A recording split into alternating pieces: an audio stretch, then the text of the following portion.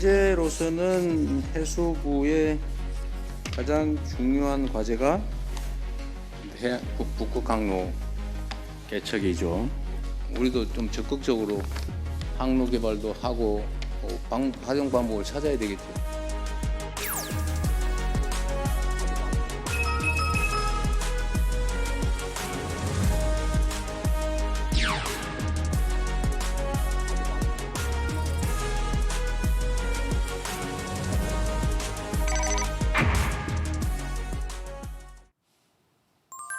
이재명 정부 출범 이후 부산 이전을 완료한 해양수산부가 부산시대의 출범을 알리면서 북극항로 진출을 위한 본격적인 준비에 나섰습니다.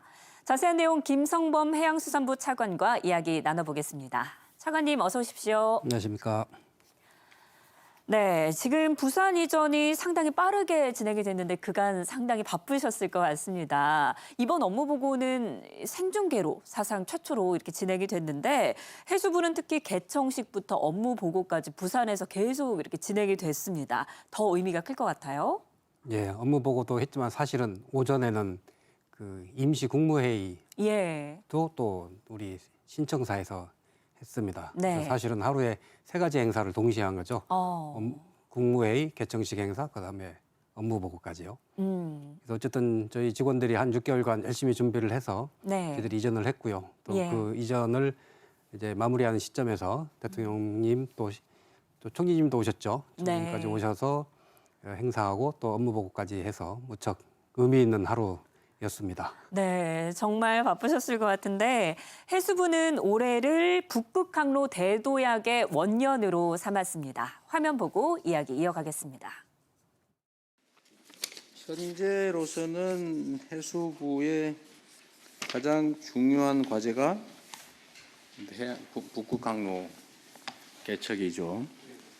하여튼 초기에 꼭 이익이 되지 않더라도 투자하는 개념으로라도 우리도 좀 적극적으로 항로 개발도 하고 활용 방법을 찾아야 되겠죠. 그래서 어쨌든 저희들이 내년에 컨테이너를 통해서 어쨌든 부산을 통해서 북극 항로를 통해서 유럽까지 가는 요 한 사이클을 한번 해보겠다는 그런 계획을 가지고 구체적인 방법을 찾도록 하겠습니다. 네, 지금 말씀을 해주셨던 것처럼 해수부 부산 이전, 북극항로 추진과 굉장히 밀접하게 연결이 되어 있지 않습니까? 해수부 부산시대, 어떤 구상을 하고 계신가요?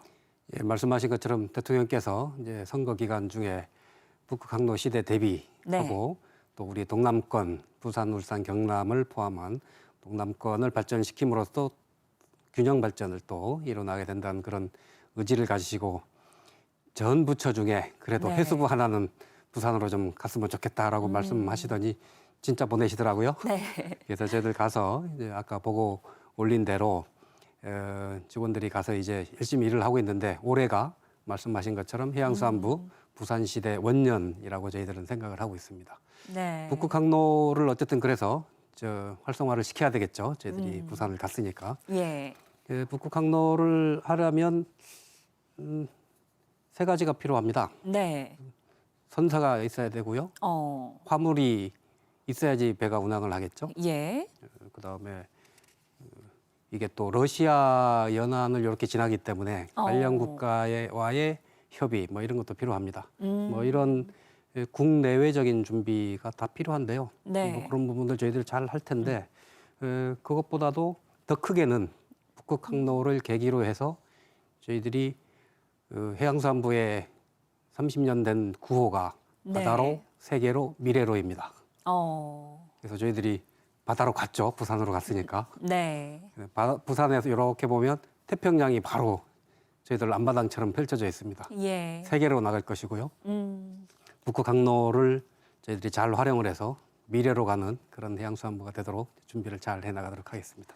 네, 북극항로 준비가 워낙 이제 사업성이 좀 보장된 사업이라서 다른 나라들은 먼저 뛰어들었다고 하고요. 우리나라도 얼른 준비를 시작해서 뛰어들어야 한다 이런 이야기가 나오고 있는데 올해부터 시범 운항을 본격적으로 추진하게 되죠. 앞으로의 추진 계획은 어떻게 됩니까?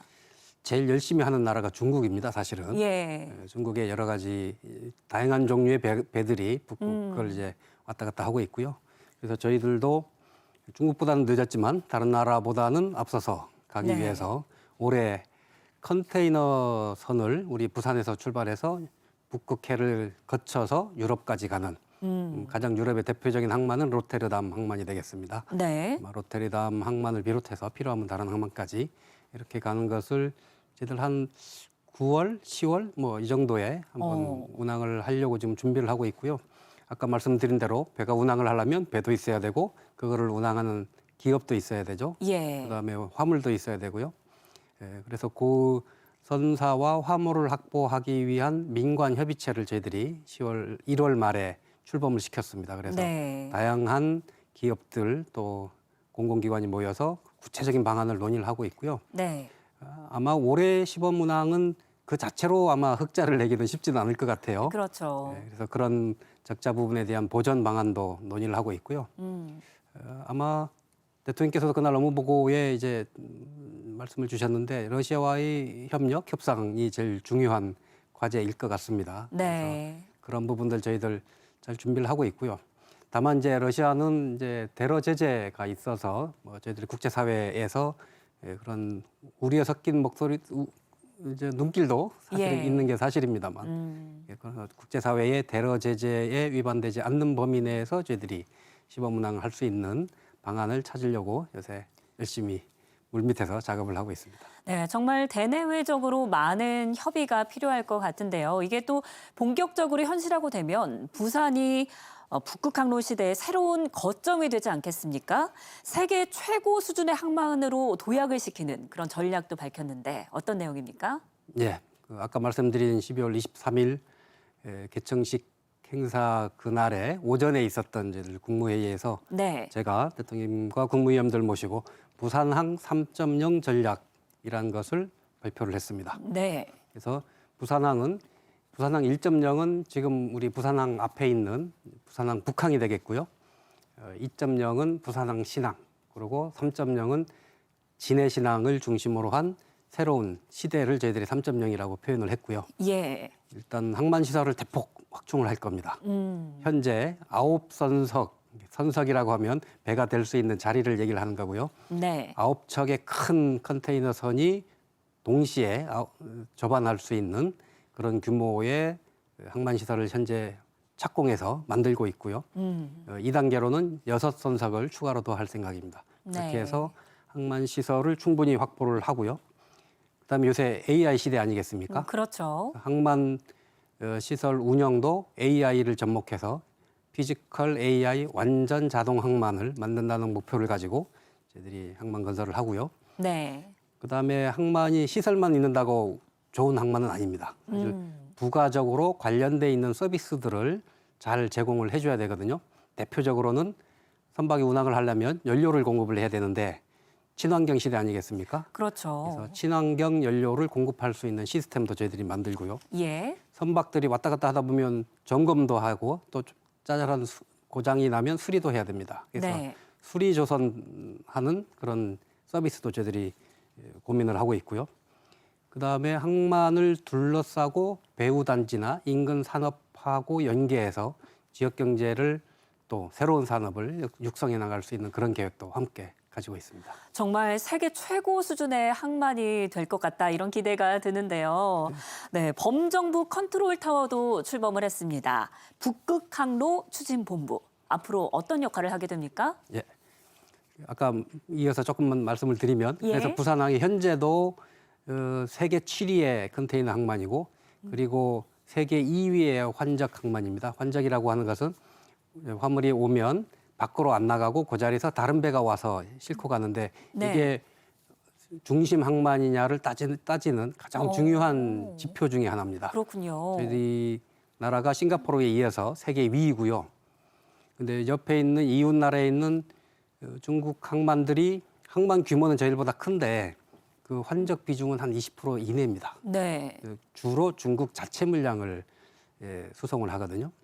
그래서 이런 부산항이 북극항로가 열리면 지금은 부산항에서 미국으로 가고 또 수에즈 운하를 통해서 유럽으로 가는 2대 항로의 거점인 그 지위에 덧붙여서 북극항로의 거점이 되는 세계 3대 항로의 거점이 되는 부산항으로 발전시켜 나가겠다는 게 저희들 구상이고요. 네. 이 일을 구체적으로 하기 위해서 저희들이 북극항로 추진본부를 지난 연말에 설립을 해서 지금 가동을 하고 있고요.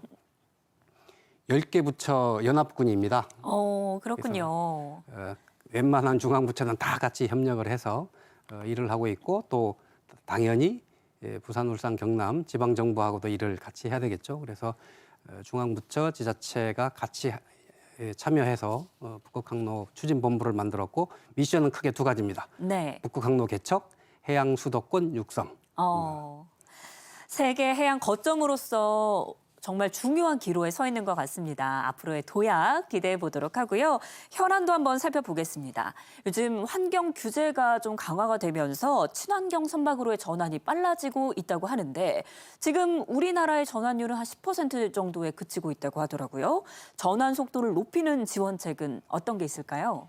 일단 왜 해야 되는지 뭐 우리 친환경으로 가야 된다는 그런 우리 목표 내지는 네. 인류 사회 공감대 이런 거 외에도 우리 해운 해사 분야는 국제 해사 기구라고 하는 유엔 기구가 중요한 의사 결정을 하거든요. 그렇군요. 유엔 해사 기구가 2050년까지 해운 분야도 탄소 중립을 하겠다 이렇게 선언을 했습니다. 예. 그래서 그 방향으로 현실적으로도 가야 될 수밖에 없는 그런 상황에 있고요. 네. 그래서 말씀하신 것처럼 저희 우리나라 해운 선박의 친환경 선박 비율이 약 12% 정도 되는데 저희들 현 정부까지는 요걸 한 23%까지는 올리고요. 네. 2050년까지는 국제사회의 움직임에 맞춰서 100% 친환경 선박으로 만들어 나가야 되겠죠.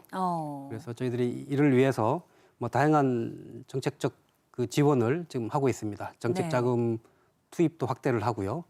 저희들이 해수부에 관련된 기관으로 해양진흥공사라고 하는 해운 공기업이 있습니다. 예. 이 관련 지원 프로그램이 금년에 2.9조에서 2030년에는 6.7조까지 저희들이 네. 확대할 생각입니다. 이런 것들을 통해서 우리 해운 기업들이 이제 친환경 선박에 대한 투자를 더 촉진해 나갈 생각입니다.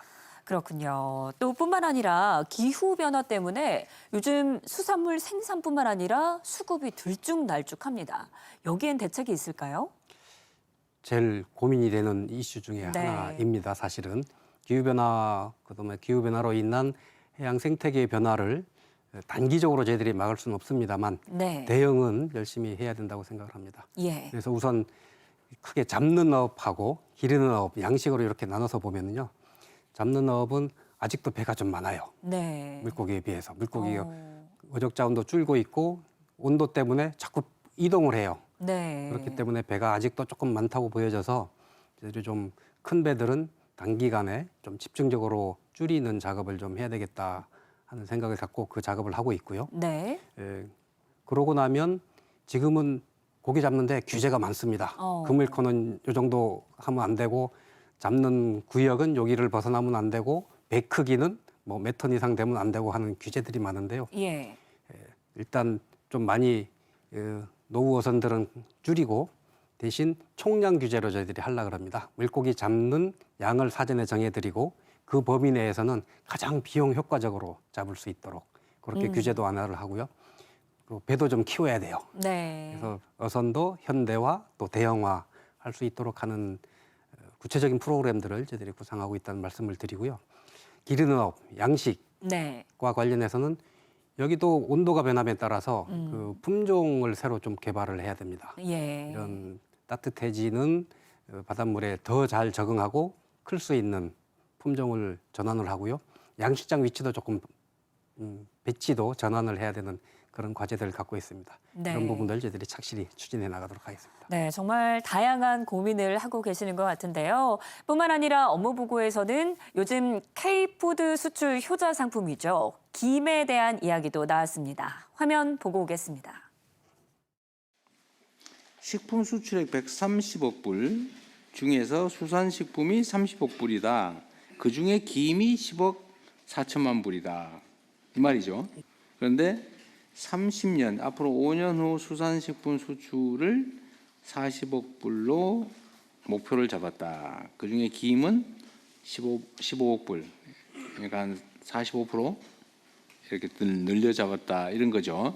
저희들이 전략을 그래서 원물을 여기서 너무 많이 수출용으로 해버리면 네. 국내에 문제가 있으니 그럴 수 있는데 고부가 가치로 빨리 전환을 해서 그걸 통해서 금액을 늘리자. 그러면 17억 불까지 가능할 걸로 저는 보고 있습니다. 요즘 K-시푸드 정말 인기가 대단합니다. 역대 최고 수출 실적을 냈다고 하는데 이 흐름을 이어가기 위한 앞으로의 계획 어떤 게 있을까요? 먼저 자랑 좀 하고요. 네. 아까 말씀하신 대로 지난해 K-시푸드 우리 수산물 수출이 33억 3천만 불로 와. 역대 최고를 기록을 했고요. 네. 그중에서 1등 상품은 김이죠. 예. 김 하나만 11억 3천만 불 어. 수출을 달성을 했습니다. 요 33억 3천만 불이라고 하는 수산식품 수출은 우리 K푸드 전체 농축 수산물을 다 합친 K푸드 전체의 약 한 4분의 1 정도를 와. 차지를 대단하네요. 하고 있습니다. 그리고 김은 라면에 이어서 단일 품목으로는 2등 그 효자 상품입니다. 그렇군요. 라면이 한 15억 불 정도 수출을 했다고 제가 알고 있고요. 김이 11억 불 이렇게 수출을 했습니다. 저 지금 영상에서 중간에 잘라 놓으셨던데 사실은 대통령께서 40억 불, 15억 불을 2030년까지 하는 건 좀 너무 좀 목표가 낮지 않냐. 네. 그렇게 격려 겸 질책을 좀 하셔서 제가 그 자리에서는 우리 직원들하고 열심히 토론을 해서 안 그래도 네. 그 질문 하실 것 같아서 열심히 토론을 했는데 아니 너무 수출에 집중을 하면 이제 국내 물가에 조금 우려가 된다는 그런 직원들의 걱정이 있어서 네. 그래서 일단 2030년까지 40억 불, 15억 불 하겠다고 말씀을 드렸습니다만 네. 저희들이 그러고 나서 작년도 수출 실적을 확인을 했지 않습니까? 예. 33억 3천 불, 또 김은 11억 3천 불. 그래서 저희들이 그 이후에 내부적으로 더 토론을 해서 네. 목표를 조금 더 도전적으로 다시 수립을 했습니다. 네. 그래서 수산물 전체 수출 40억 불, 김 수출 15억 불을 2030년이 아니라 2028년까지 달성하겠다. 이렇게 계획을 저희들이 당기기 위해서 직원들하고 마지막 지금 치열한 토론을 하고 있고요. 곧 확정해서 올해 수출 목표와 이 중장기 수출 목표를 저희들 조만간 발표를 할 생각입니다. 네. 그래서 김뿐만 아니라 사실은 제2의 김 품목도 찾아내야 됩니다. 그렇죠. 네, 그래서 저희들 그 부분도 열심히 좀 궁리를 하고 있고요. 후보로는 굴을 저희들이 조금 더 집중적으로 육성을 해볼까 합니다. 굴을 저희들이 이렇게 하나씩 그 생산하는 개체굴이라고 하는 것을 저희들이 기술 개발을 했거든요. 그래요. 그러면은 훨씬 또 이쁘게 이렇게 생산이 되더라고요. 네. 그거를 중심으로 해서 뭐 미국이나 중동 수출을 하고요. 더 나아가서는 굴 소비의 본산지는 저희들 이 식품업계에서는 프랑스로 봅니다. 네. 그래서 본산지인 프랑스까지 한번 진출을 하는 그런 목표를 가지고 지금 많은 준비를 하고 있습니다. 네, 정말 앞으로가 더 기대가 됩니다. 그리고 해수부에서는 수산물 물가를 안정적으로 관리하기 위한 조치도 시행을 하고 있는데 요즘 밥상 물가가 너무 비쌉니다. 요즘 고등어 한 손이 10,000원이 넘어가고 있는 것 같은데 네. 이 수산물 물가를 안정시키기 위한 조치로는 어떤 게 있을까요? 좀 단기적인 조치와 중장기적인 조치를 구분해서 저희들이 대책을 수립을 해서 시행을 하고 있고요. 예. 단기적으로는 우선 급하고 이제 설 명절도 다가오기 때문에 저희들 대형마트하고 전통시장에 수산물을 12,000톤을 지금 비축 물량을 저희들이 방출을 하고 있습니다. 네. 2월 15일까지 계속 할 거고요. 그러면 고등어도 한 2,000톤 정도 저희들이 방출하고요. 오징어, 명태, 갈치 다 조금씩 방출을 합니다. 그렇군요. 네, 그게 하나고요. 그다음에 대형마트와 같이 해서 할인 행사를 지금 하고 있습니다. 그래서 한 30% 내지는 많은 품목은 50%까지 할인을 하고 있고요.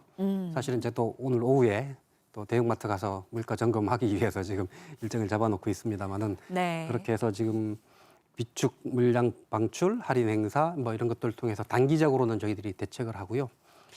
올해 1년간 대책으로는 고등어 같은 경우에는 저희들이 국내 생산 고등어도 드시지만 노르웨이산 고등어 많이 드시지 않습니까? 그렇죠. 예, 수입을 해와야 되는데 아무래도 고등어 수입 가격도 지금 조금 높아져 가지고요. 네. 저희들이 할당 관세 물량을 대폭 확대를 하려고 합니다. 네. 할당 관세를 하면 관세 10%를 면제를 해주거든요.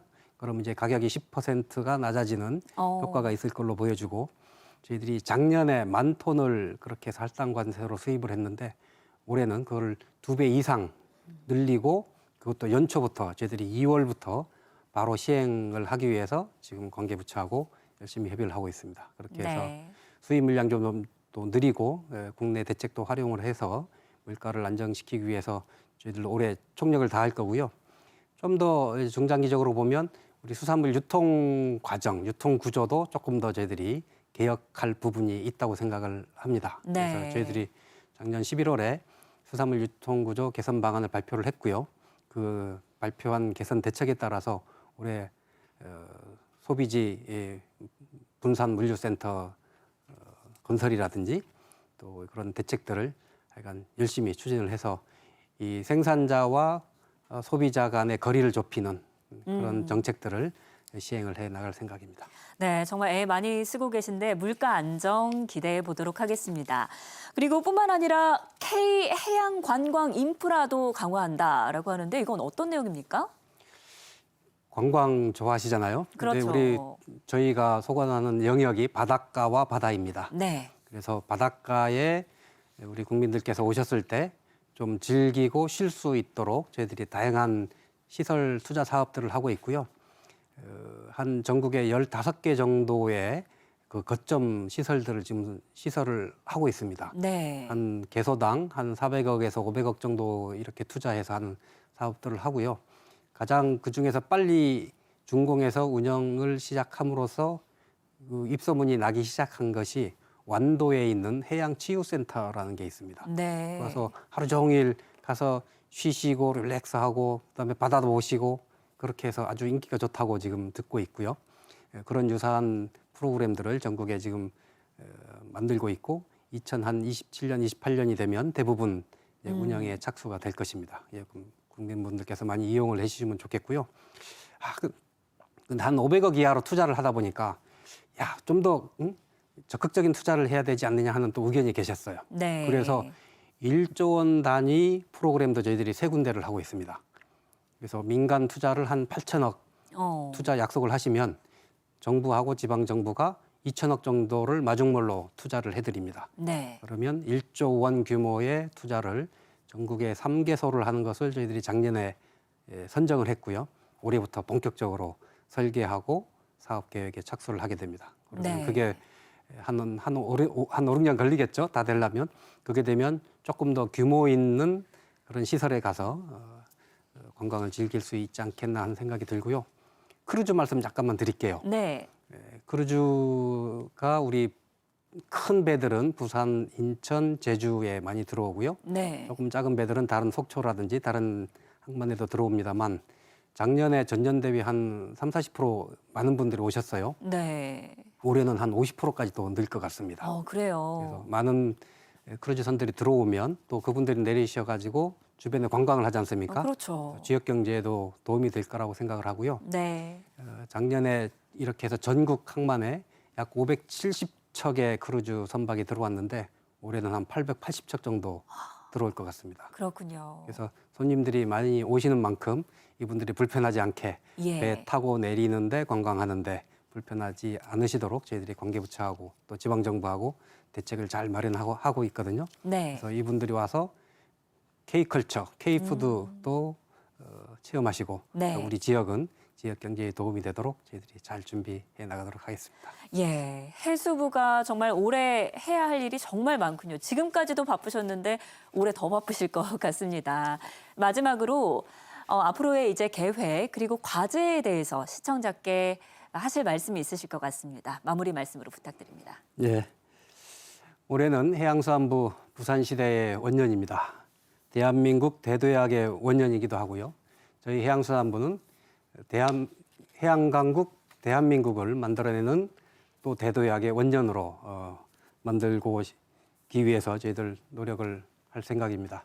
우리 직원들이 모두 힘을 합해서 최선을 다할 테니 국민 여러분께서 많이 지켜봐 주시고 성원해 주시면 감사하겠습니다. 네, 오늘 이야기는 여기까지 듣겠습니다. 지금까지 김성범 해양수산부 차관과 이야기 나눴습니다. 차관님 오늘 말씀 고맙습니다. 감사합니다.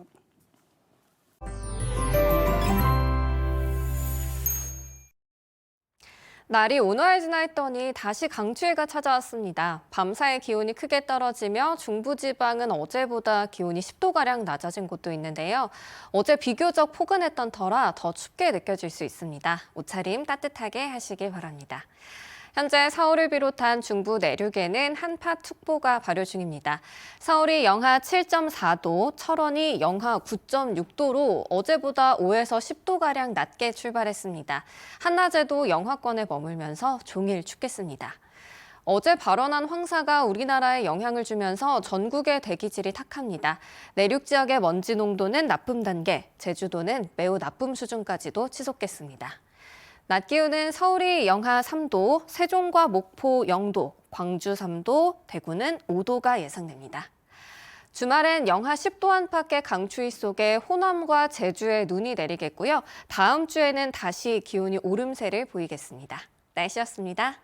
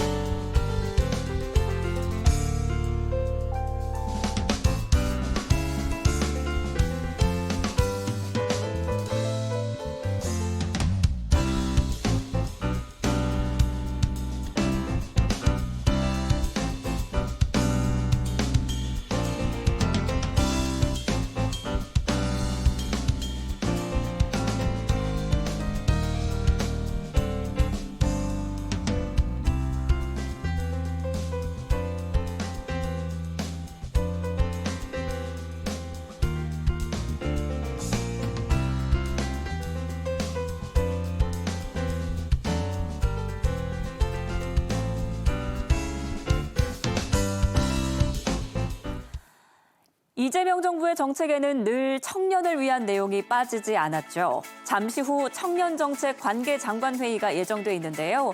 청년을 향한 이재명 정부의 진심, KTV를 통해 전해드리겠습니다. 생방송 대한민국 1부 마칩니다. 월요일 오전 10시에 다시 찾아뵙겠습니다. 시청해주신 여러분 고맙습니다.